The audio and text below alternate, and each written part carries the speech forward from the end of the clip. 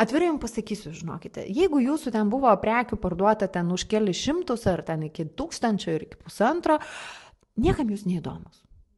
Būkim realistai, neįdomus. Jie gaudo tuos, pas kuriuos ten tūkstančiais eina, keliasdešimt tūkstančių. Ir tie žmonės iš tiesų ir yra kaltininkai visos šitos mūsų fiestos ir šventės, nes jie neužsideklaravo veiklos, jie ten sukdavo tos pinigus tose platformose, VMI jų nesugebėdavo išgaudyti, sako, ir gerai, dabar susirinksime iš visų platformų duomenis ir pažiūrėsim. Ir ką?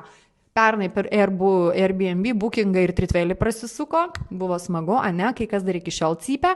Tai va dabar išgaudinėja tuos, kurie su drabužiais, dėvėtais drabužiais prasisukinėjo Vinted, nedeklaravo veiklos, neregistravo veiklos ir nemokėjo mokesčių. Tai yra, žinokite, raštiška padėka skrenda būtent šitiem žmonėm. Dar kartą, ką dabar daryti? Nuėjau į deklaraciją. Yra 13 kode, tai buvo mano asmeninių daiktų pardavimas. Į sumą iki 2,5 tūkstančių galiu aš uždeklaruoti tą sumą. Mokesčių nebus papildomų. Ramu. Suma didesnė negu 2,5, tada aš jau turėsiu nuo tos sumos, kas viršijo, sumokėti 15% pajamų mokestį.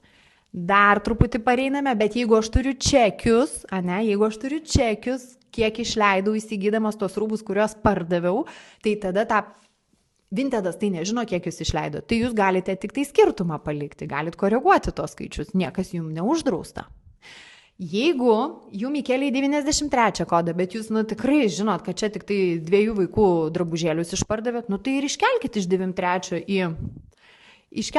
93 į 13 kodą ir nesukite savo galvos. Jeigu jūs vykdėte veiklą Vintede, pas jūs ten prasisuko daug visko, tada linkiu susirasti patikimus buhalterius, kurie padės jums susitvarkyti apskaitą ir apgins jums apskaičiuotų mokesčių dydį ir paatstovaus jūs ir patars, kaip čia šitoj situacijai suamortizuoti visas aplinkybės, kad būtų kuo mažiau skausminga. Kukučiai mano, nesinervuokite, niekas iš jūsų atimti tos meilės planetai neketina ir nenori. Nereikės čia visiems mokėti mokesčių, reikės tik tai tiem, kurie vykdė veiklą. Geros dienos!